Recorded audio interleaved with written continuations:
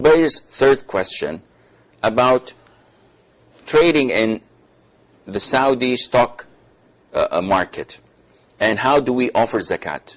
And this is partly related to Sister Karima's question about the permissibility of such an act, and that is trading in these so-called Islamic shares in the stock market, the Saudi stock market. First of all, they're not all Islamic. The shares of these companies depend on their activities, and it depends also on their financing. So if the activity is halal, in the sense that they sell cement, they sell milk, they sell oil, then this is halal.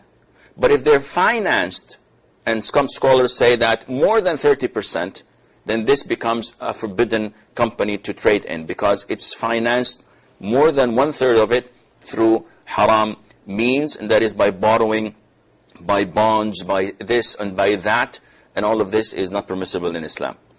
But we're not discussing this. We're talking about companies that are called Islamic, in the sense that they sell milk and they don't finance in riba or with interest. They're self-financed. So this is halal for you to buy their shares. Now, what people do does not justify or forbid a transaction. If a person who's ignorant, who comes, has a load of money, and he opens the internet screen, watches the tadawul, and says, oh, this looks nice, I'll buy 100,000 of this. And a few days later, it plunges and he loses everything. Actually, he's not going to lose everything. He's going to lose 30-40% of what he has. So, if you trade in such companies, halal. You buy the shares, this is halal. And you keep them for 3-4 months, maybe a day or two, and when the price goes up, you sell it. You're actually taking a share of that factory or that company, and you're owning it, and when you want to sell it, you sell it. So this is halal. What is not halal is for people to go blindly, without knowledge, without proper research, and they just buy and sell like the people do. This is tossing your money in the dustbin, and it's like gambling.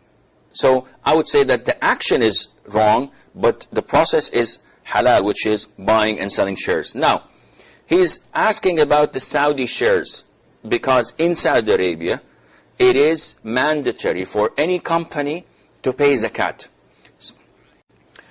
So now, it's a law in Saudi Arabia that all companies must pay zakah.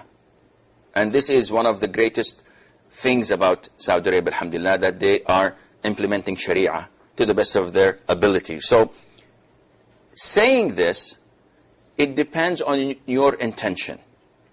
If you are buying these shares as part of an investment, I'm not selling and buying. I bought shares in Naik company, for example, or in a Rajhi bank, and I took a big share in that, and I'm leaving it. And every year they give us the dividends and the profits, and I take this, and I'm keeping it.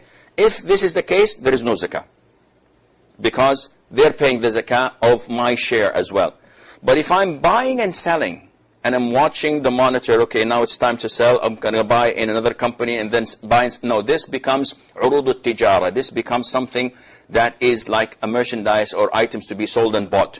In this case, every single year, you have to evaluate all the stocks you have, how much they are valued today, and give 2.5% as zakat. And I hope this answers the question.